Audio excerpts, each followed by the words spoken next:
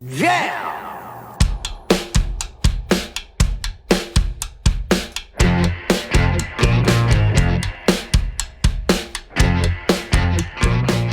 Hey, onesies, it's Josh Williams here, and welcome to the One Man Podcast, episode number 69 for Wednesday, September 5th, 2018. Welcome back, everybody. Lots of stuff to talk about this week. I have no idea how long it's going to take me to get through it, so buckle up for what could be a long episode, but then again, every time I think I'm going to have a short episode, it's a long one, so maybe my thoughts of this being a long one will actually be a short one. Don't most guys think they got a long one when they got a short one? So, I saw some movies this last week. I went to an Ottawa Redblacks game. I hung out with Michaela. I enjoyed some wines. My allergies are in full effect. And I also hosted a show at Absolute Comedy. Didn't even know I was going to be doing. Not to mention, more planning for the Los Angeles trip at the end of October. So, without further ado, I will tell you guys all about it. Last week, right after the episode, and again, because Red and I recorded it earlier in the day, I was finished early. So we had an opportunity to, I got to plan something out fun for the day on Tuesday.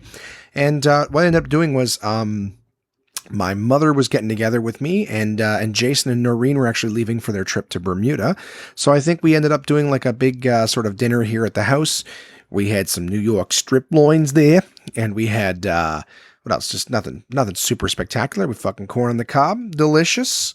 And I think, I made a bunch of veggies that I totally forgot to start, so the food was coming out before, the veggies were even steamed. So that was all for naught. We had some nice sliced baguettes. Anyways, it was a great meal. And then we sat around and we played some board games afterwards. So it was just a very cool night. Again, usually on podcast day, I got to be honest with you guys, the more I have ready in advance, I love to get the podcast out of the way on Tuesdays, which is when I'm recording right now, of course.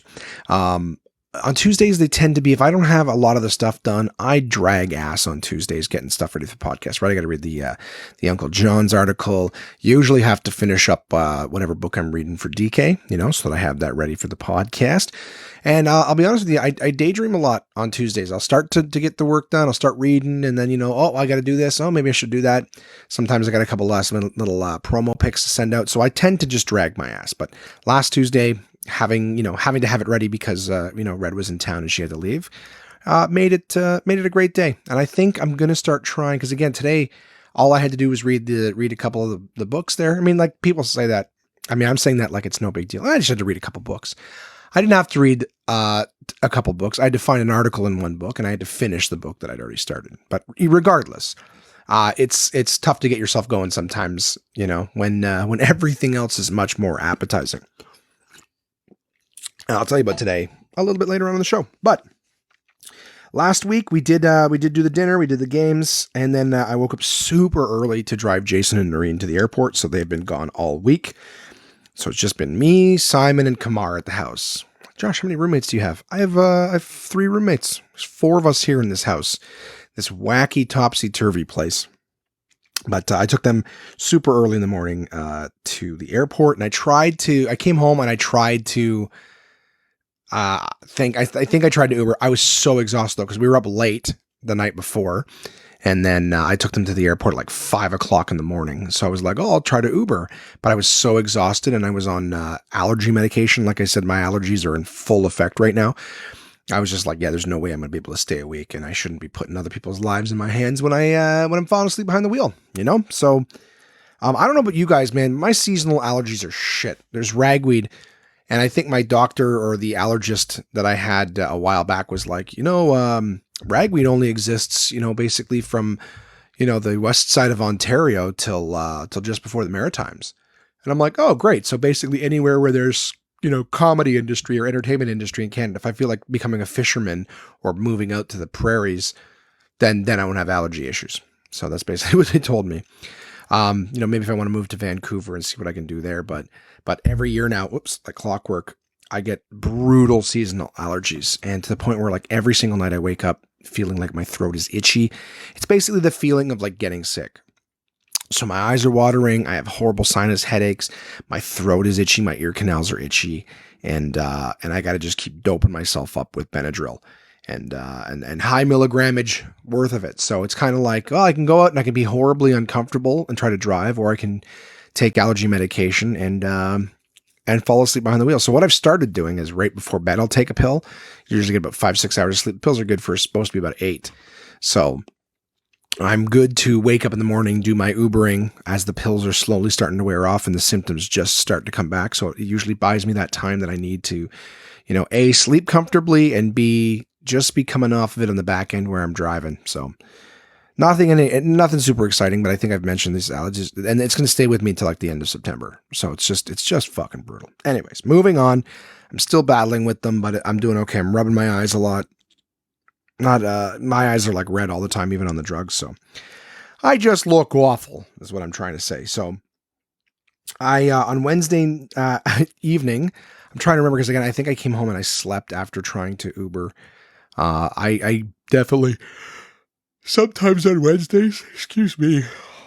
I'm recording late, by the way, too. It's, after 7 o'clock. So the day is catching up with me. What day, Josh? The day where you fucked around and did very little? Yeah, that one. Doing nothing can put you to sleep too, right? Working really hard will exhaust you, and sometimes just standing around doing nothing, or sitting around doing nothing, or laying around doing nothing will fucking knock you out too. But I digress. Last Wednesday, I gave a shout to my buddy Pete there, and I asked him, hey, Matty, let's go out. Let's figure out when we're going to the gym next. And we figured that out, but that at the same time, we're like, hey, you want to go out and grab a bite? He's like, sure. And we ended up being fat fucks. Peter, myself, and our friend Stuart, we ended up going to Rib Sanity at St. Louis Wings, or whatever the fuck it's called, St. Louis Grill. And so while the call was originally to be like, hey, man, we should hit the gym up this week, I haven't gone in a little while, it turned into, hey, let's go have some fucking ribs. And that we did. All you can eat ribs at that, as a matter of fact. So I would be lying if I said, well, I was going to say we didn't go crazy. I don't know if that's true. I mean, I didn't go insane. I wasn't like, all right, I had 6 racks of ribs. I think I had 2.5 racks of ribs all said and done, which is a lot of ribs, I'm aware. So I didn't go crazy. I've definitely been able to put away more than that, but I certainly did not make a healthy decision that evening. So I'm owning it. I didn't have to fucking tell you guys that, but I'm telling you, I just sat there and ate like, oh, Jesus Christ. I'm just thinking about like the animals that had to die for me to sit there.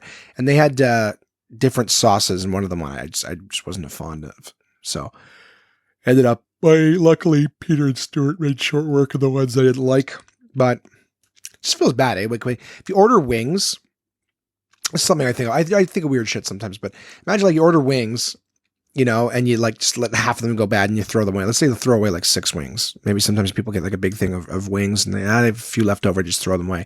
That's like 3 birds that lived, I'm sure the other parts of the chicken were used too, but you ever just think about that? Like the chicken walking around the wings and then they end up getting, killed. The wings are going here to be part of the chicken wings platter and stuff. And it's just like lop those off needlessly because they just went in the garbage. Like how many chickens have died needlessly, or just sometimes people buy a big thing of chicken from Costco and let it go bad. And you're like, oh, fuck. Just imagine the animals that died. Anyways, not trying to get on a soapbox here or anything like that. It's just, it's one of those things I think of whenever I waste, especially meat. That's the thing, right? Like you waste plants, salad or whatever. A lot of people throw out produce, right? It's like, it sort of sucks, but that tree's still out there making more, right? But then when you waste meat, it feels, I don't know, at least for me, I'm like, oh, that really sucks. Something lost its fucking belly or its leg or its head or whatever for that. Anyways, blah, blah, blah, blah, blah. I won't get into that shit. I just hate wasting. That's all I'm saying. After that, we decided we were going to go see a movie. And what did we go see? We went to go see The Meg, short for Megalodon. That is this summer's sort of, Shark Week movie. Jason Statham, so it's going to be action and it's going to have no plot. And that's what Jason Statham brings to the table. So we went to go see that, guys. I would definitely say it's certainly very, very missable in the theaters. It's a lot of cheesy lines and stuff like that.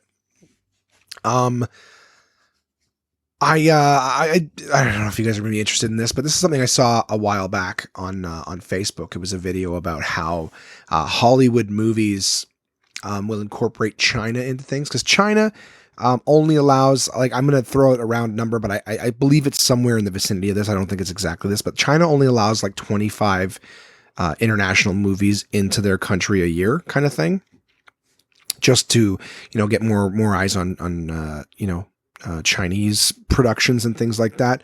But what the Hollywood movies are starting to do now is they're putting in like famous Chinese actors into them, or Chinese content into the movies, so that China will use that movie, but we'll select, that movie as one of the ones that they allow in. So in this thing that I watched in particular, there was like the movie, The Martian. In the movie The Martian, they used Benedict Wong, and when they were trying to save the main character, Steve Wozniak or whatever, I think his name was, Matt Damon played him, obviously. But in that movie, China was also assisting the shuttle to help get the guy back. I don't know that it really added much to the story, but the reason that they did that was because of China's involvement in the story of the film that made them want to bring that movie over and let it be played in China. Now, you might be going, well, why would that be such a big deal to have your movie played in China? Well, think of the fucking population, right? You're trying to make money for your movie. You want that movie in that market, giving all those people buying tickets for it. So, they were talking about a few other ones. World of Warcraft, I think, was a movie, or just Warcraft, whatever the hell they called it. That was a movie that used some prominent Japanese actors in it.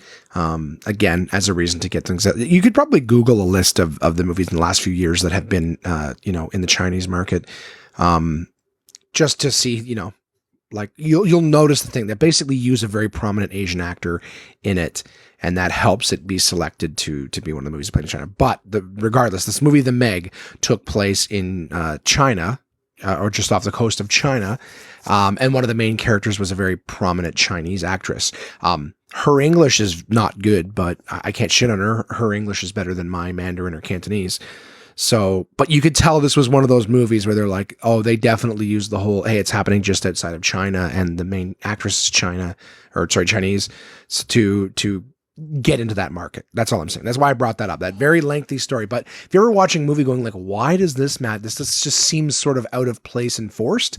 That's why they're trying to get into China as a market to show their film. So, this movie wasn't listed as one, but just seeing how everything that they did, like nothing was specifically based in China for any reason at all. And the main character or whatever, again, it's like all North Americans shy of this one woman that was in there. And again, it's, this movie could have taken place off the coast of anything, but you can see they're trying to get in that market. All right. Moving forward. Decent movie. I would definitely say, check it out if it's on Netflix or something, but there's no rush. Obviously, I didn't even rush to see it, and I love to go see movies. So pass that one off as something that can wait till Netflix. It is stupid, cheesy lines, like really stupid, really long scenes of Jason Statham and this woman, like, longing for each other, and silly little, like, it's like all the worst things about 80s action movies. But anyways, it's still worth a watch. There is so not enough shark in that movie, though. I will say that, like, for a movie that's supposed to be all about like shark attacks and stuff, it's a lot of talking, a lot of time spent like trying to make the science behind everything work, and it doesn't need to. It's really not very plausible, the things that happen anyways. It's in some moments they barely move underwater, and the next minutes they're doing like acrobatic stuff. So you're kind of like, well, look, does this thing move stupid or does it move crazy acrobatic? Like what is it? Like, anyways, whatever. It's a fucking shark movie, Josh. What do you want? All right. Sorry. But yeah, that's what I did on Wednesday night. Thursday, went to the gym with Peter after Ubering, of course. So did make it out to the gym, and not making it there as much as I'd like to, and I'm not even doing the elliptical at home as much as I'd like to. I got to be honest though, I was just trying to figure out why. I'm like, why am I not doing this stuff as much? And I got to tell you, it's the allergy medication. I am drowsy all the time. I find myself sleeping a lot in the afternoon. And I was earlier today trying to go like, why am I not doing it? It wasn't until and then I popped the pill and I was like, oh yeah, that. So I'm getting a lot done. I am getting a lot done. Just for the record, but in terms of like the meal prep and the getting to the gym, I'm actually sleeping a lot of my day away. So, I gotta get back on track with that. I gotta try to find some sort of balance. But I find when I work out, actually, that the meds wear off faster too, because it's flying through my blood and it's getting filtered out quicker. So, yeah, we're gonna get back on track with the gym stuff. The numbers in the scale are still very slowly coming down. They're not going up, which is a good thing. But this week has definitely been, and I know some of you are going to roll your eyes when I say it, but I have not been overly healthy this week. I've had, some breakfast sandwiches. I had pizza with Michaela. I'll tell you guys about that later on. Nothing, the day, not necessarily more, but let me tell you about this pizza situation, right? So yeah, not proud of myself this week, but I'm a walking zombie. So all my energy is going into the work stuff that I'm doing. And like I said, that's real good social time this week. So Meg, big thumbs down for me, but watch if you like shark shit. It's entertaining enough. Went to the gym with Peter. I did mostly arm stuff that day. I'll talk a little bit later on about, well, I may as well bring it up now. Sometimes I got my little notes here, talking points. I'm sorry I'm all over the place, guys. Again, I'm sort of a little loopy with all of this medication I'm on. I've said this before, and I'll say it again. I'm really concerned about my form at the gym. Like, I want to start using the machines, but I'm concerned that when I'm, after I did my arms this week, my elbow really hurt. My right elbow really hurt. Just straightening. I was gonna say stretching, straightening my arm. And I was worried that I'd messed up the joint a little bit. And even though I'd only done, the form exactly how the little machine graphics show you. But the thing about the machine graphics is, like, the dude with perfect posture, and, he's it's a start position, it's a finish position. It's not necessarily, how you get there. One of the things that Kyle, my old trainer, was helping me with is he would show you how to move things around, and he would put things into perspective, just sort of how you're supposed to do them. And that's the thing with working out. I've said this before, is that, you change up what you're doing in terms of the difference between doing something the proper way and the wrong way is working the muscle or putting stress on your joints. You know what I mean? And it may be like, oh, I'm working this and it feels fine and my joints don't hurt, so I'm doing it right. Nah, not necessarily. And secondly, you can do an exercise that doesn't hurt your joints, but because of the form, right? Like if you're lifting your arms up too high or bringing them down too low, if you're doing a press and you're pressing it too high up, you're working a different muscle, If you don't have your shoulders back, well, now your back's taking the pressure, your back muscle's doing it. So it again, one of those things that helped out with a trainer where I could tell them when I was doing it, like, he goes, are you feeling it here? And if I said no, then they would try to make the adjustment and help for it, where a machine doesn't do that. And especially free weights don't do that. You pick them up and you lift them up and you go, oh, I'm working out.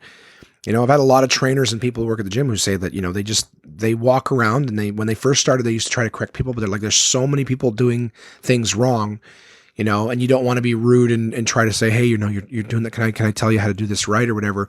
They just let it go. People come in, they sign waivers because a lot of people do shit the wrong way at the gym and end up hurting themselves. So I got to tell you, I'm one of the reasons, I'll go to the gym and I'll just do cardio and I'll do a few machines that I kind of already know, but I'd like to be doing a lot more, and I'd like to be doing more with free weights, because I actually have free weights at home, which means that, if I can't get my ass to the gym, I can do some of the stuff here at the house, but I gotta be honest, I'm worried about doing shit wrong. So I gotta watch YouTube videos, but again, watching a YouTube video, like, you see how that dude's doing it and you think you're doing it the same way. I gotta be honest with you guys. I think that's a real not crutch, but a real issue I have with a lot of things. Like, I feel like if something's difficult or if I'm capable of doing it wrong, I'm intimidated to try, just because I don't want to fuck things up. Not really worried about looking stupid or anything like that, but just generally speaking, like I said, with something like this, like, I'd be fine if, like, you try it, you fuck up, no big deal. I feel like, what, if I try this and I fuck up, I could really do damage to my body. That's, my body's already struggling with a lot of shit. So, but at the same time, not doing it right, not getting any healthier by not exercising and stuff. It's a real catch-22. I got books on it. If anybody has any suggestions, I am open to hear them. But if any of you guys too are going through the same thing, where, like, you may have tried some shit out and learned. Like, I try to help guys out too. But I mean, I know that when you're doing arm and chest up, the idea is that you're supposed to have your shoulders back, chest out, and that's the right form. You can feel basically like your shoulders locking in, and then some things, you're trying to if you're doing pull exercises, that are chest or arms, you're supposed to be trying to, touch your shoulder blades together at the end, and it's easy when you're doing a pull to be using your biceps and not necessarily using your back muscles, so if you're trying to do something that works on your back, is trying to be doing as much of it with your back as possible and not your arms, just using your arms to lock. Anyways, yak. Point I'm getting at is I think I would be more confident and more inclined to go to the gym if I knew what I was doing. And I knew that if I do this, I'm working that. And if I do this, I'm working that. And I knew how to target certain areas. Anyways, that's just so you guys know, that is part of it. It's a part of a lot of things too. I may as well own it while I'm on this subject, is in terms of comedy and stuff. I've been meaning to start a mailing list for a very long time. And of course, you onesies, I would love to have you guys on it when I finally do get it done.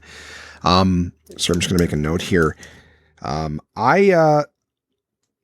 need a mailing list, so that I can start doing shows in other areas. I was talking with a listener this week, Cam, who was saying, hey man, if you want to come to London, what can I do to help and stuff? And that's the thing is if I had a mailing list, every time I meet people in different areas, I could put them on the mailing list. And, not to spam anybody, but the idea is if I'm coming to your town, I want to be able to select everyone from a certain market and go, hey, I'm coming to town on this date. We're going to be at this venue, pick up tickets here, whatever. That's what I need to do is start building mailing lists. I'm 10 years into the game, and there's a lot of comics that don't have that, a mailing list, but I need to get on that. But again, it seems complicated. I don't quite know how it works.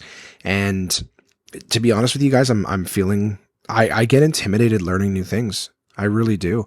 One of the reasons that I quit working at the mobile shop, right, as I was saying, every day they're trying to teach me a new system, a new software, new promotions and things like that. And I'm I don't feel like I can absorb as much as I used to. Maybe it's because I have too much on my plate. Maybe because I'm just stressed out and my brain doesn't work. I'm getting older, whatever it is. But just even the concept of learning new shit now, definitely adds pressure to me and makes me not, basically makes me want to steer clear of it, because I don't feel in my head at times that it's pressing for me to learn these things, that I'm I can wait. I don't need to do this right now. I don't need to learn how to do a mailing list right now. I can wait. There's another thing that I need to do is I need to get a hold of, I think it's called Sound Exchange or whatever, but there's a company that you get a hold of for all the stuff that's yours, that's played on Sirius XM and radio and stuff like that. And I know other comics who signed up for it and basically claimed their material that was on there, and they end up getting royalty checks from every time their material is played and stuff like that. So I know some things that when you sign up for them with Sirius XM, that you sign it and now it belongs to them and you don't get paid anything for it.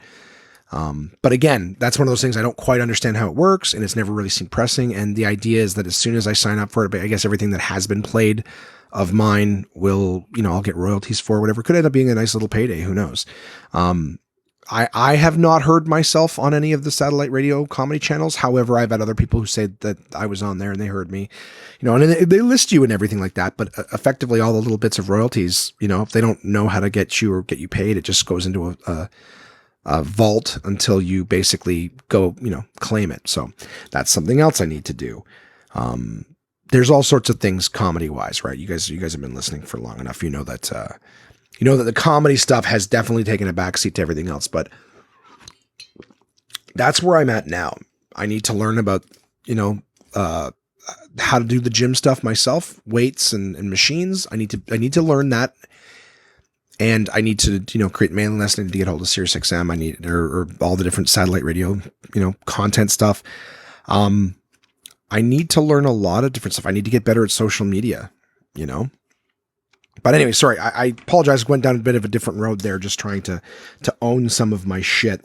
But I think maybe what I'll have to do is just decide, this week, just learn how to do this thing. I think the personal, the gym stuff and the form and all that can take a little longer. I do have books on it, even using your own body weight's resistance. But I want to make sure that, I read it properly. I learn it. I can implement it. Whatever. This is the same shit everyone else does. And I'm so sorry for going on so long. Probably not that fascinating. But if anyone else can relate to that, again, I'd love to hear from you guys. I'd love to hear, do you guys have any strategy? Is anybody else out there at an age where you feel like, maybe trying to, you can't teach an old dog new tricks? I don't feel like I'm fully there yet, but I definitely have to want something, and I definitely have to feel like there's time. I do want to learn all of these things, but my fucking brain pushes me away from it, you know, just because I don't feel like I can, a lot of times I don't feel like I can do it, or it's going to take me a long time or what have you to learn it. Or, some part of me even thinks that I might not get it, you know? So I'm worried about, trying to undertake it and then just not getting it. I want to win the lottery and I want to hire nerds and other people to do it for me, right? Trainers who learned it and just say, now do this. Where are you feeling it? All right, moving on. So I did a tasting last week too. And I got to tell you, this is the first time I have done a tasting for a product that I really don't like. I've done 2 of them this week for this product. Same company that I work for all the time. Just hate the product. It's gross. Won't shit on the product because again, I do love the company and they may be a partner later on in the podcast. But it's just not a big fan. And the store that they had me doing it in this week was very, very quiet too. So yeah, nothing exciting for that, but let's just say I spent 8 hours this week standing around hidden in a store. And even if someone did find me, I wasn't particularly, it was very hard for me to be like, hey, what do you think? It's pretty good, eh? Cause I'm trying not to be a disingenuous person. So, being a sales guy, being a promotion monkey for something that I think is gross is kind of hard. I don't like to be dishonest. So I've even looked at some of the people and been like, when they try it and their face sort of crinkles up and go, yeah, I don't really like it either. It's hard for me to, get excited with you. Can't do it. I wouldn't buy it. I can't make you. Have a good day, man. So on Thursday after the tasting, I went with my roommate Simon, old Simple Simon, and we went to go see Searching. I don't know if you guys have heard of that. It's a new movie with John Cho, just came out this week. I saw a trailer for it on RottenTomatoes.com while I was searching up the score for the Meg. And I saw that it had high 90s percentage. And Rotten Tomatoes, I like them, I've mentioned before, because they basically give a movie a percentage score out of both. They'll have a critic score and an audience score. And you get to look at those two separately and see what audiences thought of a movie and what critics thought of a movie. Sometimes critics like it and audiences don't, and vice versa. But then the main score of the movie is an average between those two. It's an amalgamation between the two. So I have found in my years of going to movies that the most reputable source for whether a movie is good or not seems to be that Rotten Tomatoes score. So Searching was getting a very high score, and I watched a trailer, and it's a movie with John Cho. If you don't know who John Cho is the MILF guy from American Pie. He's also Sulu in the Star Trek movies and Harold of the Harold and Kumar franchise. He's also been in a bunch of other stuff too, but those are the ones he's best known for. And this is a movie about his daughter goes missing. And the movie is done in the style, I basically say it's like Unfriended meets Taken. The daughter is not necessarily taken or whatever, and it's not like he's an action fucking star beating the shit out of people scene after scene. But what I mean is the daughter's missing. He's trying to find her. He is using a very particular set of searching skills. But the movie is done almost like the entire thing's like you're looking at a screen of a computer. If you saw Unfriended, it was basically a bunch of friends chatting on Skype and then occasionally messaging each other on Facebook. But the whole movie takes place again, like what you're seeing on the monitor of a computer screen. So interesting format. So I definitely liked it. Lots of twists.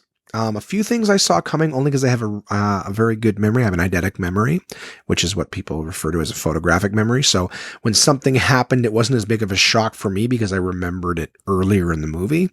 But still a great movie, great twists, great scenes, really, really well acted. John Cho did a great job, very serious role for him, for a guy who usually does comedy and has done some action and stuff like that. He did very, very good in that movie.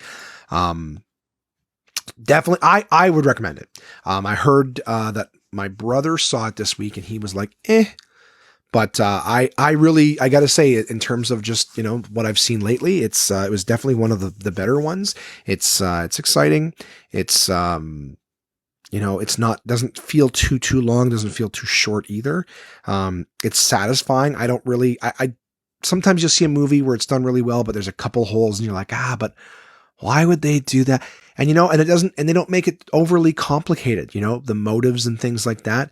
They're not unrealistic, sometimes it's like, they tie it together and it's such a complex plot and you go, no, this one here, it was a good movie. Searching is what it's called. Searching with John Cho. I would certainly, give that one a thumbs up and say, check it out. Maybe you don't necessarily have to go to the theaters because it's not a bunch of action, but I had a great time going with Simon. Friday, I went to a Redblacks game.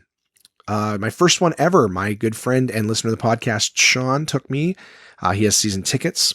So, and a good friend of mine, colleague Jeff McKay, stand-up comic, is the field host of the Redblacks game. So he basically, whenever there's like games and stoppages of play and stuff like that, he's the host in the field. Hey guys, we're down here in the field and we're playing this game or that game. So I reached out to Jeff earlier in the week and was like, hey man, I'm coming to the game this week. Any way I can, get down in the field and play one of those games or whatever? And he's like, yeah, let me ask. And turns out night of the game, I was going to be doing, like a dice rolling game to win some casino voucher or whatever. So super, super fun. I went downtown to meet my friend Sean. You had to park several blocks away because of the fact that, the game is got, what it was. This is the number I think it's correct, but I don't know, somewhere between 22,000 and 24,000 people are able to sit at the, in the theater, the stadium, and it was sold out that night. So, we showed up a couple hours early as instructed by my friend Sean, parked a few blocks away, actually got a pretty decent parking spot. And, we went to this place called House of Targ. I'd never been there before. It's a very popular sort of pinball retro gaming sort of place. Not too far from TD Place, which is where the Ottawa Redblacks play. And it was pretty dead in there, as a matter of fact. Now, obviously, everyone was going to the game, and probably a place that picks up, more on the weekends and late night. But it was interesting enough. I'll give them a little plug. House of Targ. They got lots of pinball games and lots of old retro games. I played Tetris on a quarter for like 15 minutes, which is not bad. Not bad. To not fuck up on Tetris for 15 minutes is pretty decent, especially when it's like one of those old arcade ones that's designed to amp up the gameplay particularly quick, right? To bleed the money out of you. So I'm particularly pleased with that. They also have this weird sort of gimmick because House of Target's supposed to be kind of like this metal spot. You know what I mean? Like heavy metal. And they had a stage performance sort of area in the middle. There's no one actually performing at that time, but the stage area. So you could tell that they do live music sometimes and whatnot. But they have this ordering system, I guess, because they do like pierogies and some small, foods and finger foods there. When your order's ready, though, the guy gets on the mic and he's like, "Sean, your pierogies are ready." Like, I couldn't do a very good job because I don't have a metal voice. And it really sounded distorted when I did that, but he's like, "Yeah, Sean, your pierogies are ready." Blah, blah. Like, basically any kind of heavy metal thing that you've ever heard. I'm also not a heavy metal fan, so it's hard for me to even replicate the shit. But every time I hear them, yeah, kill your puppies for Satan. Stab your parents when they're not looking. This is your house too. Don't come in my room, mom. Don't come in my room, mom. Fuck you. Like, that's what that heavy metal sounds like to me. Heavy metal sounds like angry fat kids, giving their parents shit. "I told you not to come in my room, mom. Don't touch my fucking CDs, mom. I fucking hate you, mom. Fuck you, dad." Would really have accompanied nicely with me just angrily smashing on a fucking guitar. But that's that heavy metal voice, and they do that at House of Targ. "Yeah, Sean, your pierogies are ready." Blah, blah, blah. So I'm sorry if that was right in your ears too, by the way, but that was scared the shit out of me standing at the fucking Tetris machine. "I'm shot. Your pierogies are ready." Blah, blah. So if you're into weird shit like that, House of Targ is for you. But I digress. We left House of Targ, walked down to the game around 7:00, and I reached out to Jeff. He's like, "Yeah, man, let's meet at the front."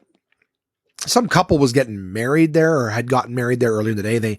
They met at a Redblacks game. They had their first date there, and then they got married earlier in the day. And then I guess the first thing they were doing on the field while everyone was sitting down was the bride was throwing a football like a bouquet of flowers to her bridesmaids. And so they all come down on the field and this and that. It was pretty fucking stupid. It's not my relationship, so I can't really say what's cool and what's not. But the idea that they were, the idea that they were like, we came here for the first thing, we should get married here. I don't know. I thought it was kind of cheesy, but whatever. Fuck it. If it works for them and they're big Redblacks fans, then, they got married there. Good for them. The one woman who caught the football, to be the next to be married or whatever, she was fucking losing her shit. She was jumping around, doing sort of like a giddy up, fucking skipping around the field when she won, really making a spectacle of herself. But I digress. So my friends went to their seats. I had my ticket on me, and then I waited for Jeff to come get me after he was done that, and went down to the field. So we went through this sort of, little back way, and Jeff brought me down into the field, and it was pretty cool. I got to say, he's like, I'm not sure quite when we're going to be on, but it's going to be sometime in the first quarter. We're going to do the roll the dice thing, blah, blah, blah. And we basically were standing on the sidelines. So I was right with the cheerleaders and the producers and things like that. And Jeff and I were just standing on the field on the sidelines for the entire first quarter. Which was really cool. I was laughing with my friend later on saying, there's no justice. I'm not a big football fan, especially not CFL. Not a big football fan. And it's my first game, and I get the absolute best spot to watch the game in the house, is basically standing on the field watching it. So it was fun. A little bit of a humble brag there, but that was cool. And we were supposed to do the thing at the end of the first quarter, but what happened was when they went down to throw to us, the mic wasn't working because I guess they were playing Montreal, and the Montreal people had hijacked all of the channels in the RF. So we had to wait till we were able to get a channel into the second period. But that was, quarter, into the second quarter. Cause it was, I don't know, man, it was a busy night. Everybody, the place was sold out. It was so cool to, like I said, to be standing there, on the sidelines. When they finally did the game, you don't get a lot of time to talk. I think I had 5 seconds. So I basically was just saying, I'm super excited, blowing my dice, section U. What they do is they roll these two big dice down the aisles where the fans are. When they land on the field, if you get a 7 or 11, you get a $50 gift certificate. And if you get anything else, you get $25. So I'm not a lucky guy. My luck was used up by being able to go out in the field and have some fun with my buddy. So, I got the $25 certificate. I think I got a 6 instead of a 7, huh? Story of my life, just one short, a day late and $1 short, they call it. But as soon as that game was over, my phone started blowing up with, I guess, I had a ton of friends who were at the game. I didn't realize so many of my friends were into football. So my phone starts going crazy. I'm getting calls. My good friend Jimmy was there. So he called me. A bunch of other people, bookers that I work with and friends and other comics and stuff like that. It was really cool to find out how many people are actually at the game. Rick Curry, great stand-up comic, very good friend of mine. We're doing a show in the fall together. Rick was there and messaged me. So I got a cheap laugh off the fact, that, I won a $25 gift certificate, and Jeff looks at me. He's like, "So Josh, you won $25. How do you feel?" And I just looked at the camera and I'm like, "Ladies," and then wiggled my eyebrows. But it got a huge laugh. I gotta tell you, that's my biggest audience. One joke for 24,000, but it got a big laugh. So I think I might know what it was like to perform off of, perform in front of a big, stadium crowd. I'm Kevin Hart. No, I'm joking. But I know what it feels like to perform with, the two sides just in the fucking bowl. It was fun. I had a good time with that. So it was nice to bump into my friends. I'm trying to think if anything really exciting happened. The game with the Redblacks lost. I finally made it back to my seats again. As I was walking back towards them, I was bumping into people I knew and people, hey Josh, chatting with me. It was nice. Again, nice to see people, but I don't like super. It was super crowded. Obviously, it's sold out. Super crowded. I don't give a shit about the teams or whatever. So I just had fun hanging out with my friends. And they were shit-faced by the time I got back to my seats. So they were fucking having a great time, screaming and yelling and everything like that. And to the point where there was another guy who's equally drunk in the row behind us, giving them shit for mouthing off, just like, hey guys, watch the game. Just watch the game. And I look back, I'm like, hey man, I'm sorry if we're not trying to ruin your night. I apologize for that. He goes, well, just fuck you, you're annoying. And I go, okay, well, I just tried to apologize to you and you insulted me. So, all right, that's enough of me trying to make you happy. I go, you guys go ahead, keep screaming and yelling. Fuck this guy. It's so easy, especially when you've been drinking. I had a few drinks, especially when you've been drinking to let go of your pride. That's something I've worked on this year. The old me would have been like, hey, fuck you, and just mouth off back. And what does that do? What good happens from all that stuff? Nothing, right? Just the world stays more angry, people, more strangers picking fights with other strangers, making enemies instead of friends, right? That's not the contribution I want to make. So I go the high road. I go, look, man, I'm sorry if we're not trying to ruin your night. We're just having fun. I apologize if well, fuck you. You guys are annoying. Fuck you. Like, okay. Just if I could, I'm going to throw it out there, guys. If that ever happens, if you get in an altercation with somebody and they apologize, don't be a fucking piece of shit. All right. Understand that, they're having fun. People are drinking, and if somebody, people do get annoying sometimes when they drink, they do. But if they have the presence of mind to apologize about it, don't be a piece of shit. Just let it go. And hopefully there's a happy medium of compromise there that can be found. Anyways. Moving on. I think after the game, I went back to my car. Sean and his friend who had not been drinking, of course, went to his car, and we were sort of headed the same way. And it was so funny. I gave them a quick call at one point just to say, hey, thanks again for the game. Had a great time. Hope you guys are doing okay. And he's like, yeah, we're good. Oh, one sec. Oh, fuck. We're getting pulled over. So they actually got pulled over by the cops because someone matching my friend Sean's description had started a fight somewhere on Bank Street. So he actually got pulled over. He got arrested, detained for a while. And then eventually once they found out that it wasn't him, they let him go. I just thought that was fucking hysterical. I'm so glad I didn't carpool with them. That would have delayed my evening. But when I got home, something Simon and I have been talking about doing for a long time, we went out to El Camino. It's a taco place. Yeah, tacos. I was like, nachos, tacos. Taco place on Elgin. There's another one on the market apparently, but this place, Simon was saying, they've got a bunch of different kinds of tacos. They do fish tacos. They do, they did one called Pig's Head, and I was like, that sounds disgusting. And I was really apprehensive, but the server was absolutely gorgeous. Well, actually, they all were, but she was like, oh no, the pig's head is the most popular. She's like, it's my absolute favorite. And I go, but I don't want to eat fucking pig head and brains and ears. And they're like, no. It's like the face and the cheek and the jowls. I'm like, okay, just stop. She goes, it's all meat. And I go, fine, just bring it. If it's the most popular, I'll have one of those. I got a fish taco and I got a beef taco, and they were great. I got to say, for the size of them, they're about $7 each. I got to say, probably wouldn't go there. Cause they're tiny. They're tiny tacos, right? Like the kind you get when they're not, they're smaller than Taco Bell.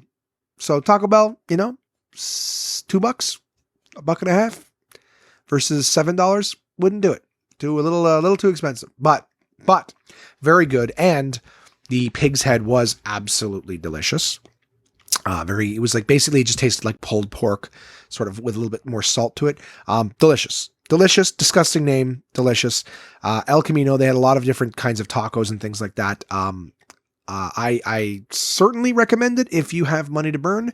The food was delicious. I just find the price point to be a little high for what you're getting. So, did that with Simon. That was also a lot of fun. And then Saturday, oh my God, I got to hang out with Michaela, and that was a lot of fun. We just, we're two goofballs. We went and did some running around. Picked her up a little card game for her birthday. Didn't get a chance to see her on her birthday last month, so picked her up a little card game. They didn't have it the first place we went, so we ended up having to drive out to Barhaven, but found her a fun little card game called Unstable Unicorns. She's 11. She likes unicorns. It's a fun little thing that we could play. So nabbed that for her. We came back and we just played some VR. She loves the PlayStation VR and some of the games and stuff. And, we played a couple other little ones that she liked, but I had a great day with her. Can't tell you how much fun. I also, when she left, I played a game called Unraveled. It's, don't know if you guys are, video game people. And you know what? I thought this episode was going to be a lot more exciting than it is, but I'm so sorry for the energy. Again, it's coming from the sedatives. I just feel weak and tired. Not yawning as much, but it's just this cerebral energy thing. I just feel like I'm fucking struggling to keep my eyes open. But I digress. Unraveled. It's a side-scrolling game. It's a puzzle game. If you guys don't know what a side scroller is, and again, some of you might not give a shit at all about video games, but for my friends that do, Unraveled is a side scroller game where you play like a little yarn sort of figurine, and so you're running around. Just picture a fucking ball of yarn that has legs and a head and arms, whatever. And the idea is that you're running and your yarn is unfurling, and you sort of will come across these little puzzles where you'll sort of have to tie your yarn to one thing or another, and sort of use it to solve little puzzles. And of course, you keep going to a point where your yarn starts to run out and you have to find these little resupply areas to wrap yourself up in more yarn to keep going. So if you get to a place where you can see the yarn, but you run out of yarn before you can get to it, then you know that you've got to kind of go follow your line back and see where you used too much yarn or wasted yarn where you shouldn't have. That there's, you'll basically know that there's a puzzle that you can solve using less yarn than you did. That's just sort of the theme of it. You get used to it quick, but it's a cool game. I also noticed that while we were playing it, that there's a sequel that has just recently come out for it. But yeah, Unraveled, very fun game. Check out some YouTube videos if you like. But I love those little puzzle games where you can sort of see, oh, my used game has sold. How about that? What the fuck? Sorry, guys. Well, here, let's see what my ADD is. So I got an email saying, how badly do you want Takedo Collector? Josh, no luck with this offer, but we have a solution. Check out similar options we picked for you. Try making a higher offer. Brr. This person never got back to me. I have ADD. Yes, I fucking do. Your Board Game Bliss Inc. gift card is ready. Yay! Gift cards are fun, aren't they? I got a $12 gift card. Treat yourself or send it to someone else. Yay. I think somebody bought my stuff. Your used game, something, 7 Wonders anniversary is sold.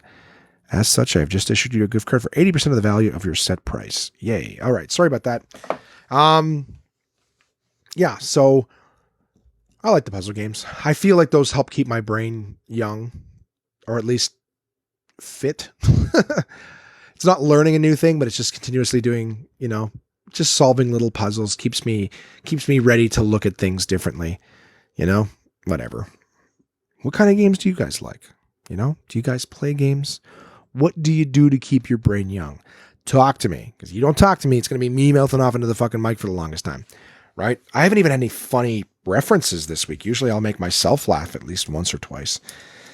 Not this week, guys. I do apologize. This is not going to be one of the stronger thought with everything that I had done. Saw some movies, right? Went to a game, hung out with the little one. Certainly thought I'd have more to talk about. I'm so sorry. We're still almost an hour in, but just not excited. I watched, I'll make this quick. There was a great show on HBO called Carnival. Really good story, in my opinion. It lasted 2 seasons. You can see it if you have the Crave TV package. Crave TV is a streaming service.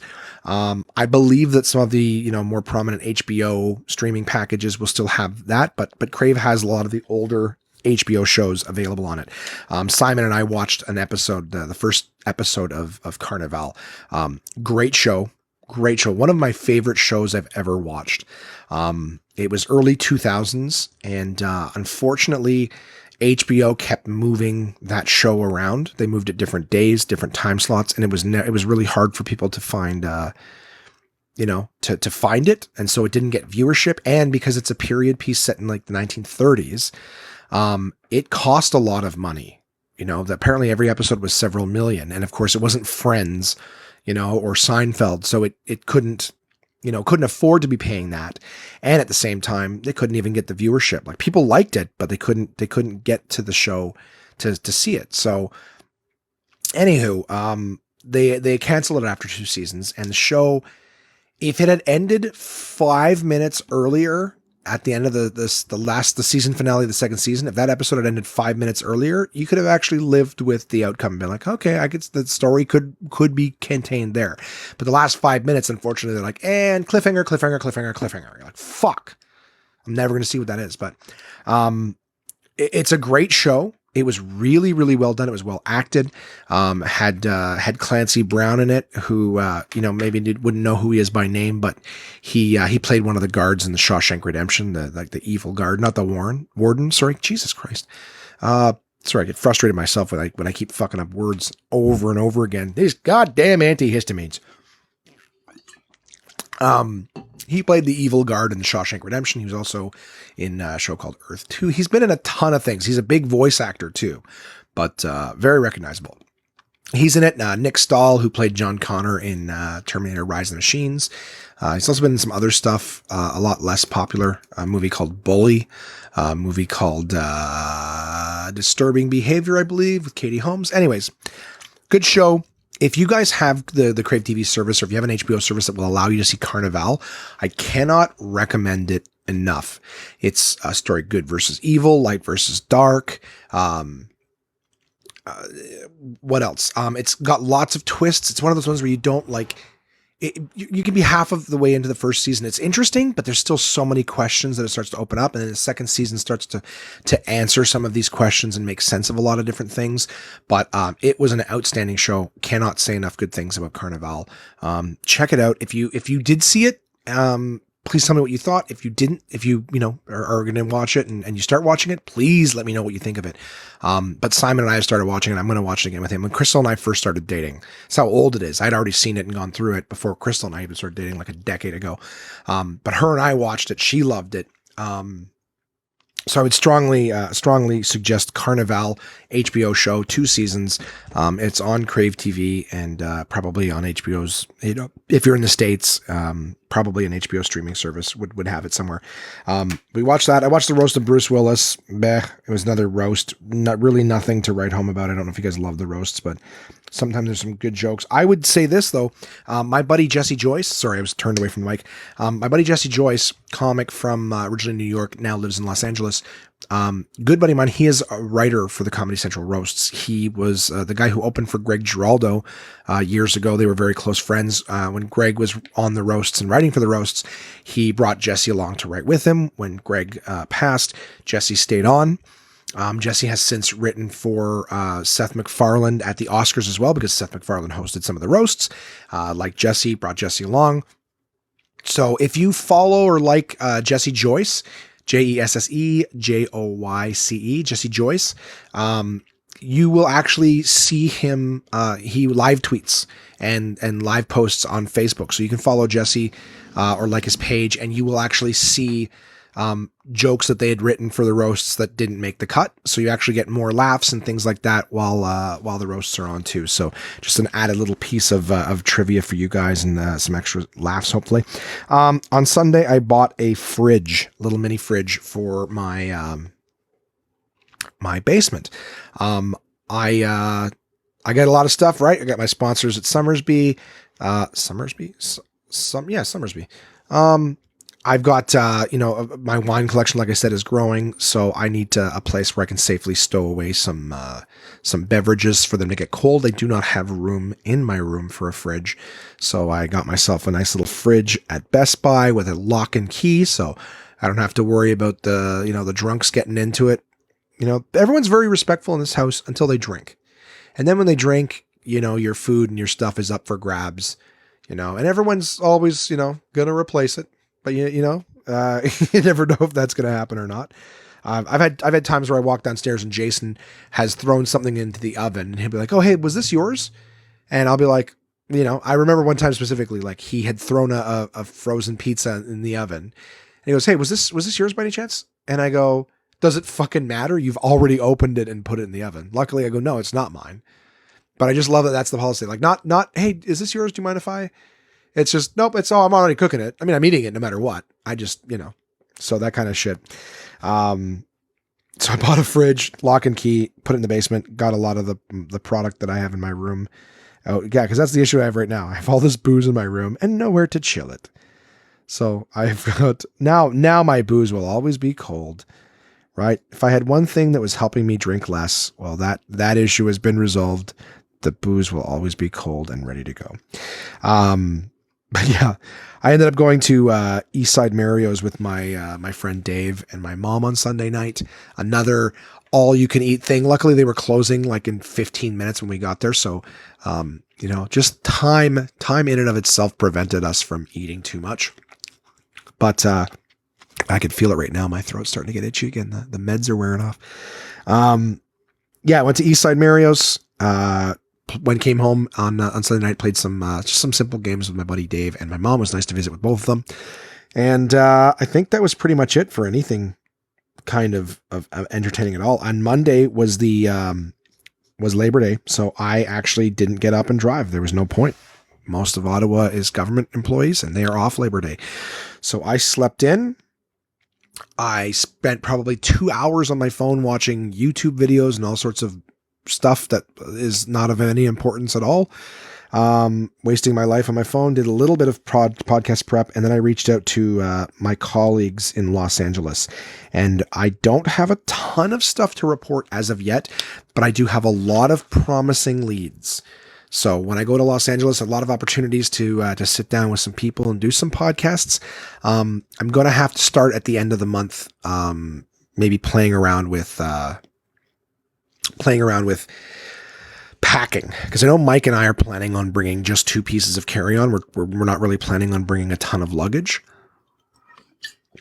It saves money that way, of course, but at the same time, I don't want anything to get lost on flight. I want to make sure that I get off the plane with what I have. But the podcast equipment, especially for multiple people recording, that takes up space. So, yeah. I'm going to have to play around with that. I'm looking forward to the trip. I've spoken with some colleagues. I've gotten some really good leads. Nothing is concrete yet. Nothing is in stone. So I'm going to, again, I'm trying not to jinx anything, but it's looking good that I might be able to, get up at some decent places, tell a couple minutes of jokes. So, really looking forward to that. And I will tell you guys more when I know more. So yeah. I'm going to see a bunch of shows regardless. I'm going to record some podcasts. So it's going to be a fun trip. I can't wait. I'm getting really excited about it. But when I know more, I'll tell you guys more. As it stands right now, it looks very promising for some really cool, exciting news in the near future. I already know that I'm going to be seeing my friend Lamont Ferguson. I'm going to be seeing my buddy Andy Hendrickson. I will be seeing Brian Scalero. Awesome, great dudes. So I can't wait. I'll see them when I'm there. And at the end of the month here in Ottawa, Lamont Ferguson is hosting an Absolute Comedy, and I'm the feature act. So I get to hang out with my buddy for a week here, and then in a few weeks I get to see him again in Los Angeles. It's gonna be so much fun. I cannot fucking wait. And then last thing I'll tell you for the week, guys, is getting more excited about this LA trip. I've been lighting a fire under myself to write more material. And I decided I was going to go to Absolute Comedy last night for the Open Mic Monday show. Kamar, my roommate, great comic, was featuring. And I said, fuck it, I'll pop in, see if maybe I can do a guest spot. Well, when I showed up, turns out that the host for the week was not able to make it last minute. And so they asked me if I'd host. So there it was, an impromptu trip to Absolute Comedy. Ended up being me hosting the show. I had a great time. I got to try out some new jokes. I got to have fun with the crowd. I probably got another couple of podcast subscribers from it. So, good time all around. Had a blast. Kamar did a great job closing the show down, and that was it. So being a comic again. Right? I mean, I talked at the beginning of the show, I need to learn some more stuff to be an even better comic, be a more organized, more professional comic, but at least I'm getting my ass out of the house and doing some shows. So that was that. And then today was, like I said, just a long day about podcast prep. So how about that? 59 and a half minutes just talking about the last week. So I hope this was, entertaining. I had a fun week. Let's put it this way. I had so much fun this week that I thought the podcast was going to be more fun when I was telling it all, but, these fucking antihistamines and stuff like that, they're crushing me. I do have a couple talking points though that I want to say. I'm just looking at my notes here. One thing I'll tell you guys, how about this? One thing I want to tell you is that Cineplex has a promo going on right now. So I don't know if it's Canada-wide or I don't know if Cineplex is everywhere in Canada. I think it is. But Cineplex.com on right up until September 6th, which is Thursday. So you guys are listening to this hopefully on Wednesday. So you have Wednesday and Thursday to make use of this promotion. The tickets are half the scene points to purchase. So normally it'd be 1,000 points for a scene, or 1,000 points for a movie, or 1,200 if it's 3D, or like 1,400 if it's, AVX 3D, blah, blah, blah. Well, right now until September 6th, tickets are half price. So I went and bought tickets to the movie The Nun, which is from the Conjuring series, scary movie, but that crazy bitch ass nun from The Conjuring 2. So I have got that. I think she shows up very briefly, or a little cameo from the Annabelle Creation movie too. Could be wrong, but all I know is Cineplex has half price promo right now. So, 1,000 points will get you 2 tickets to go see a show on Wednesday or Thursday. So make use of that, guys. Little tip from me to you. I also saw I watched some stuff this week that was not in theaters. I started it last week and I finished it this week. And I gotta tell you, the start of this movie was nowhere near the way the last, 30% of it was. So I watched a movie called Bone Tomahawk. It was, Kurt Russell, Patrick Wilson also in the Conjuring movies. He also played a dude in, he's been in a lot of stuff. He plays Ed Warren in the Conjuring movies. He played, I don't even know, the owly looking dude from, Jesus Christ, The Watchmen. That's what it's called. But he was in the Insidious movies as well. He's been in a lot of stuff. You recognize him as soon as you see him. But, he was in something else I watched this week too, and I can't fucking remember what it was. But anyways, there's a few other people in it. No one really. Matthew Fox is also in it. But it's a movie about Old West, and somebody's wife gets kidnapped by savages, and they got to go find him. And this movie is pretty graphic, the violence, the shooting and stuff like that. At first you're like, oh fuck, it's pretty rough life back in the day. And then it gets gory.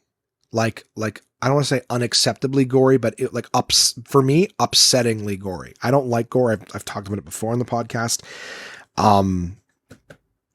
If you it was a fun watch. It was interesting, but it's violent and it's upsettingly gory for me. You'll know exactly the point where let's put it this way. It's a movie that someone gets kidnapped. They're trying to find them. Eventually they're going to end up at the place where the people are. So the 5 minutes after they end up at the place where the people are, incredibly upsetting. There are those movies that upset me. Like I've talked about it before, about movies like Hostel. I don't know if I'd mentioned this one, but there's a movie called, I think The Green Inferno is what it's called. It was an Eli Roth movie, also like Hostel, where, they go to these places, this plane crashes and they get taken in by the local natives, and it's just, and then they start, they end up being cannibals. So you can imagine what a scene of cannibals preparing their meal would be like.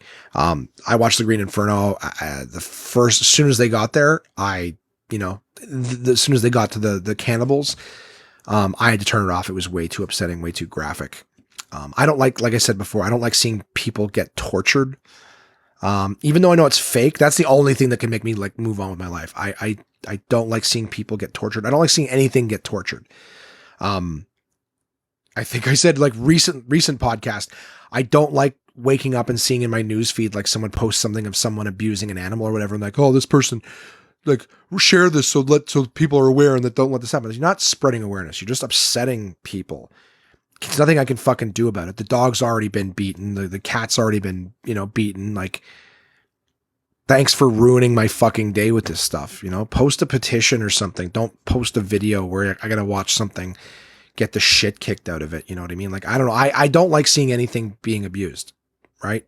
People, animals, tortured, pain for no fucking reason. I don't know. Sorry guys. Now I'm getting real itchy in the ears and in the throat. All right, let's move this fucking thing along. So Bone Tomahawk, saw it. It upset me. And it ended quick. I'll give it a thumbs up because it's really interesting for a long part of the movie. Keeps you engaged. It's really like tense. But I find it kind of goes off with a whimper at the end. Like there's certain things like I was talking earlier about movies with the plots and holes in the plots. This is one where there's a pretty big question that went unanswered because it was such an issue throughout the whole course of the movie. And then all of a sudden it's just never addressed. Didn't like it, but interesting nonetheless. And finally, there's a new show on Netflix that I noticed. It's called Paradise PD. Goofy, stupid cartoon humor. That I will say it is most of the cast from the show Brickleberry, which I also thought stupid humor, but I absolutely loved. It's hysterical. It's like what Family Guy and The Simpsons used to be, except pushes it a step further. So like the humor, like Family Guy tries to make gay jokes and tries to make, tries to be edgy, but it does it in such a pathetic, hacky way where you're like, you see the joke coming and it's really not that great. I found that in Brickleberry, they did edgy jokes, but they were funny. They weren't hacky, still really edgy and really offensive, to some maybe, but the idea is like, here's the thing is like, if you do a rape joke, just because you say rape doesn't mean it's a joke. And when people don't laugh, you go, oh, they don't like rape jokes. No, it's a shitty rape joke. It's not funny. Not to say that rape is funny. Jesus Christ. I'm sure someone might jump down. Well, you know what? Hey, I'd do anything for an email at this point. Go rape. No. Contact at onemanpodcast.com, by the way, right? I'd just love to hear from you guys. You guys want to talk about anything? Send me an email. You know it. I love it.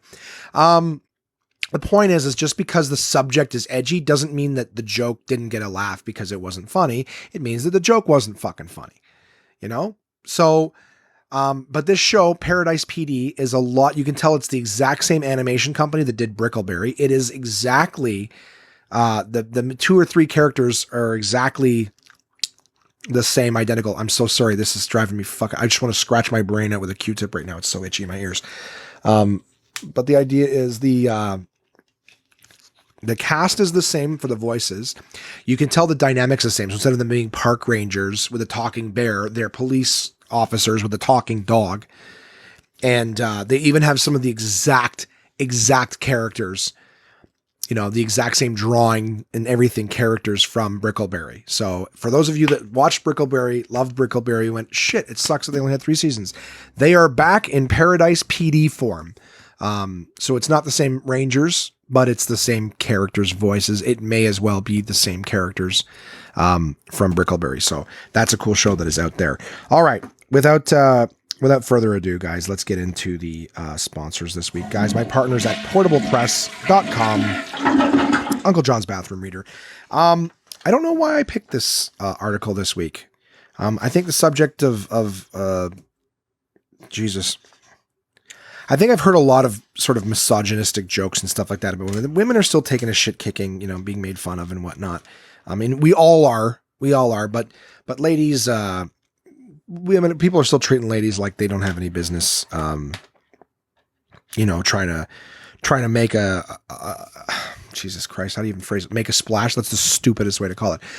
Basically, I think I being at the club last night, people were talking about how like, oh, well, women comics and stuff. I'm sick of it. Women are strong too. So I picked an article called Fighting Women. All right. And not how to fight them. All right. That's easy. Just one quick one to the chin. Usually you'll put them out, but not these ladies. All right. So Fighting Women, this is from the edition, Uncle John's Bathroom Reader, Wise Up, Amazing Facts and Incredible Information. This is the first time I've made myself laugh the entire episode. So it's called Fighting Women. The first women's boxing match in the United States in 1876 in New York City. The prize was a silver butter dish, which was quite the thing for ladies to have back then, right? You don't want to be the one in the house without the silver butter dish, right? By the way, it's from Uncle John's Bathroom Reader, Wise Up, Amazing Facts and Incredible Information, I will say. So just random facts on this one. First female boxing star was Barbara Butrick. From England, she was 5 feet tall and weighed 100 pounds. In 1954, in a match in Canada, she fought in the first female boxing bout broadcast on the radio. It does not say whether or not she won, which for me, I was like, well, fuck, did she win or did the Canadian win? I got fucking skin in the game for this one, right? I got a fellow countrywoman was fighting. In 1987, former world women's lightweight champion Marion Lady Tiger Tremere staged a hunger strike outside promoter Don King's New York office. She wanted more money and better promotion for female boxers, and it worked. 3 female boxers have famous prize fighters for dads. Layla Ali, daughter of Muhammad Ali, Jackie Fraser-Lyde, daughter of Joe Fraser, and Frida Foreman, daughter of George Foreman. In fact, there was an episode of The King, this is a little added side fact for me, there's an episode of King of the Hill where Luann became a boxer. It was all fake, actually. Buck Strickland was paying bigger women to like take a dive, so everyone thought Luann was doing great, and the guys just liked watching her jumping around the ring and her boobies bouncing. And then at one point, she thought she was hot shit, Luann, so she picked a fight with Frida Foreman and had the shit kicked out of her, but she stayed on her feet and she took a beating, and it made people respect her for it. The moral of the story: Luann saves the day. Next fact. During her boxing training for $1 Million Baby, actress Hilary Swank gained about 20 pounds, most of it pure muscle. 3 rules that make women's boxing different from men's. 1, women have to wear breast protectors because some of the ladies in boxing have fake boobies. This is not why, I'm just adding this. This is what I assume. You obviously don't want to get punched in the tit, but some of the women, because they're so strong and in shape, right? The breasts are a lot of fat. So sometimes when you work yourself out, you don't have no boobies no more. You worked all them shits off. So there are a reasonable amount of women boxers with fake breasts. And I would imagine you can't get punched in the titty because you don't want to pop a fucking, pop a fun bag, 2, they must prove they aren't pregnant. I don't know how you prove that besides the test. I don't know why it said 2, they must not be pregnant. It says they must prove they aren't pregnant. Because you can't take a woman at her word, right? They fucking lie. They love. 3, rounds last 2 minutes instead of 3. So there's one that doesn't have anything to do with, physical attributes. They might attribute it to physical attributes, but it's not based on that, I don't think. Anyway, so yeah, there you go. Women have to wear breast protectors. They have to prove they aren't pregnant, and the rounds last 2 minutes instead of 3. And that, my friends, is my article this week from Uncle John's bathroom reader there, right? Wise up. Amazing facts, incredible information. Check out what they have at portablepress.com. And who else do I have, guys? Oh, my usual partners at Absolute Comedy and Summersby, of course. Absolute Comedy is the best live stand-up comedy from across North America, with locations in Kingston, Toronto, and Ottawa, Ontario. These comedians have been featured on Just for Laughs, Netflix, Comedy Central, CBC's The Debaters, Jimmy Kimmel Live, Conan, The Comedy Network, and much, much more. Go to absolutecomedy.ca to see this week's lineup. Planning a night out is easy with dinner and show packages available at all locations. Live comedy is a great choice if you're organizing a celebration, fundraiser, company outing, or corporate event. Want the show brought to you? They'll send comedians to your venue with performances tailored to your event, creating a night of laughs your guests will love and won't soon forget. So for showtimes, ticket prices, gift certificates, special shows, and more, head to absolutecomedy.ca. Again, that's absolutecomedy.ca for the best live stand-up comedy from across North America.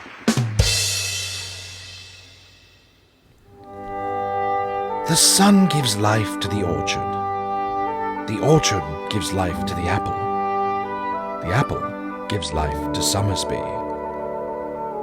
Summersby is a delicious sweet taste of sunshine, imported across the ocean, all the way from Denmark. The people in Denmark are smarter, and so are you, if you drink Summersby.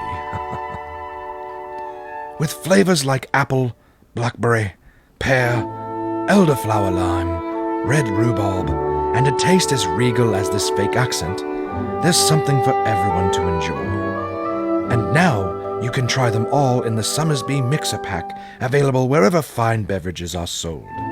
So go on and try for yourself the crisp, refreshing taste of Summersby. Your taste buds deserve it. Please drink resplendently. And who have I forgotten? I never forget them. My partners at DK, guys, Dorling Kindersley. This week I read a book called Practical Ayurveda. Find out who you are and what you need to bring balance to your life.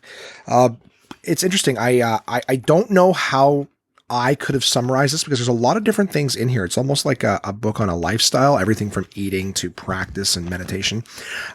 So what I've decided to do is I'm going to read you a couple little portions of the foreword and then just basically what the 4 goals of Ayurveda are. So basically the first 2 pages, because I think that really that's the best way I can summarize what this book is about. And then I'll give you a couple of my little thoughts on certain parts of it. But it's really a really cool book that, again, like a lot of their stuff, you know, you can read through it, but you definitely, these books tend to be like really good references.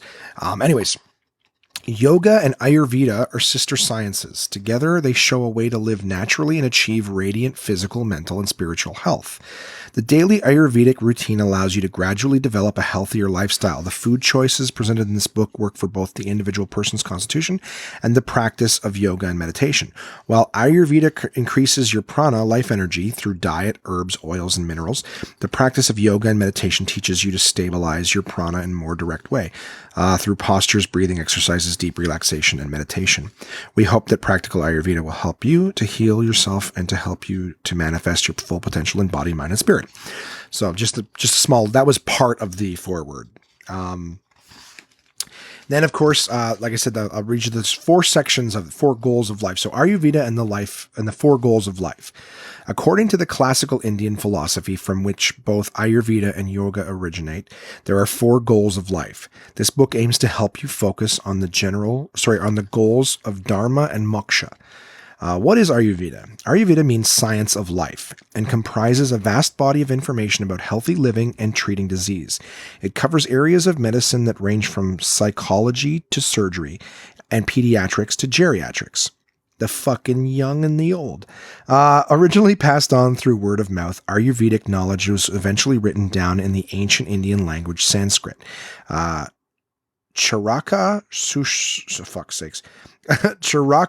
Sushruta and Vagbhata are the authors of the 3 main classical Ayurvedic scriptures.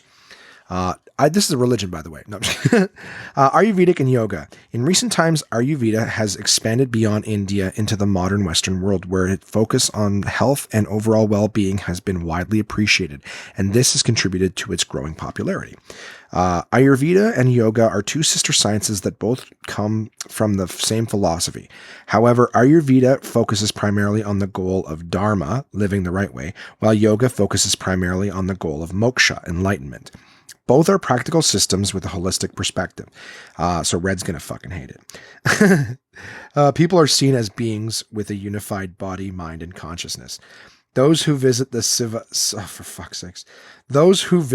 Sivananda Vedanta centers across the world will find both yoga and Ayurveda taught and practiced there side by side. So here's the 4 different ones. There's Dharma, the right way of living. Dharma is the principle of living one's life in a way that promotes inner and outer health and harmony, and in accordance with the universal principles of peace. Following Dharma means to be... sorry, guys. Got the mic is between me and the page. So, in accordance with the universal principles of peace, following Dharma means to be truthful to one's nature and acts from a sense of duty and respect towards it, rather than being driven by compulsive habits. This means living life with a sense of responsibility towards oneself, other people, and the world as a whole, and acting for the good of all. Ways to achieve this goal are covered throughout this book. Of course they are. We have Artha, material wealth. A certain amount of money is needed to comfortably support oneself. Ayurveda and yoga place no judgment on the gaining of wealth, as long as it is done without causing harm to others and that any abundance is shared. Abundance, of course. Moksha, enlightenment, is the 3rd. Moksha means to overcome our limitations and become truly free within. This is a freedom from identification with the body and mind, and the realization that our true nature is a consciousness beyond those 2 things. This is a very difficult goal, and so the practices of Hatha and Raja Yoga are devised to help one achieve it. Hatha Yoga, it's so funny when I was reading this, I could just skim over some of these longer names and just be like, I remember that was the one with the P on it. This one was the one with the D. Hatha Yoga, for fuck's sakes, pranayama, asanas, and relaxation. I'm going to read that sentence again because I had to stop and explain a bunch of shit. This is a very difficult goal, and so the practices of Hatha and Raya Yoga are devised to help one achieve it. Hatha Yoga, pranayama, asanas, and relaxation is covered in Chapter 5, while Raja Yoga, positive thinking and meditation is covered in Chapter 6. And finally, kama, sensory pleasure. Oh, that's the one I like. Fuck, I sensory pleasure myself until I kama, you know what I mean? Anyways, sorry, I had to put that joke in there. It's episode 69, for fuck's sakes. It's the only gross thing I've said. Kama, Ayurveda and yoga recommend moderation. So when it comes to the pursuit of sensory pleasure, while it is beneficial to experience the positive influences of art and nature, overindulging the senses can lead to addiction, frustration, and disease. Yeah, that's my fucking problem. Little quote here. Ayurveda is the knowledge of happy and unhappy, a good and bad life, and that which contributes to those 4 aspects. So what are my goals? This is the last section of the first 2 pages that I read. What are my goals? Sit in a comfortable position, close your eyes, and relax your body and mind. Detach yourself from the concerns of the past and future and focus on the now. Ask yourself the following questions and let answers come from a deeper part of yourself. So there's the 5 questions. What is my purpose in life? How can I contribute to this world? What are my values and how can I uplift them? What gives me the highest amount of contentment? And what is the next step in my development? So just that stuff right there, guys, like I said, it's a very broad strokes of what this book is about. If you are into yoga, if you're into better living, if you're into psychology and enlightenment, and a lot of people think enlightenment is like this sitting around and like trying to become one with the universe. No, it's just being present, guys. Wellness, being present, being healthier, calmer. I really need to start trying to put this shit into practice. Like I said before, it's somewhat excuses, but I sometimes feel like there isn't enough, hours in the day, but I feel like reading these books is starting to help me. It's definitely calming me and making me less, anxious in some respects. I don't get as overwhelmed as I once did. Being able to sit back and say things like I said earlier in this episode, like, maybe I should just focus on one thing a week and take some of the pressure off. If I learn one new thing this week, then I'm doing good, as opposed to just making a to-do list that has, learn this, because you just get overwhelmed. So again, a lot of these books are helping me, to kind of clear away some of the bullshit, to focus on some of the things that are a little more important, to be a happier, more mentally healthy person. If any of those are words, but I do say that if you're into yoga and if you want, maybe I've read a lot of books and reviewed a lot of books that are maybe targeted into certain things. Some of them, I've got a practical meditation book on its way. But there's books that target specific things. So if you're looking for sort of maybe a broad strokes book about a bunch of different things, like I said, this book, Practical Ayurveda, Find Out Who You Are and What You Need to Bring Balance to Your Life, goes yoga, meditation, massage, food, home remedies. It's a very cool book. And as always, they go into it. There's lots of great imagery with the DK stuff. They talk to you about different chakras, different parts of the body, different diets, different parts of your body and things like that. There's recipes and things like that too that are just good for you. So yeah, check it out. As always, I love DK stuff. You guys know it. And, everybody who basically who's come over and seen some of the books that I have and flipped through them have found them fascinating themselves too. So check that out. dk.com/ca in Canada.com in the States. Just Google Dorling Kindersley or DK books. Wherever you may be, they are international and you will find them there. So thank you to all my sponsors, guys. This week, what do I have coming up? I have, like I said, I'm going to go see The Nun on Thursday. Looking forward to that. It's a spooky movie. I haven't seen any good spookers. That shark movie was supposed to be scary. It wasn't. It wasn't thrilling. It wasn't, jump scary. It was pretty tame. But I'm going to go see The Nun. Those movies have been particularly good so far. I've got a tasting on Friday. My brother's birthday is also on Friday. So, happy birthday to you, Aaron. I'd say it the next week and be like, happy belated. No, I'm going to say happy upcoming birthday to you. And if anybody has a birthday that they want to, no, I'm kidding. Like a radio show, just send in your birthdays. I'll plug everybody's birthdays. You know what? Fuck it. Maybe I'll do that. If you guys send me in someone's birthday, I probably won't say their first and last name just because, I don't want to put people's private information out there. But, if your friend Steve's having a birthday on Friday, be like, hey, Chris wants Steve to know happy birthday out in whatever. I'll throw you a little happy birthday and where you're from. So happy birthday to my brother Aaron here in Ottawa. And I hope you have a great birthday, dude. I got him a gift that he'll receive, the following week. But I'll ask him to send in an email. Please, Aaron, send me an email. Contact at onemanpodcast.com and let me know what you think of that when you get it. How you and your wife, something that him and his wife can enjoy.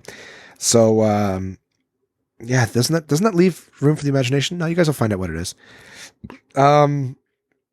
Yeah, I can't really say I got a lot going on this week, guys. Which I'm kind of excited about. I don't have anything booked for my Saturday. As always, the week will fill up as it goes on. The following week, I actually have some cool things coming up that I will tell you guys about as I get closer. I still need more details on them, but as it stands, I had a very full and entertaining week last week. Movies, times with friends, played some games, got to go see my first Redblacks game.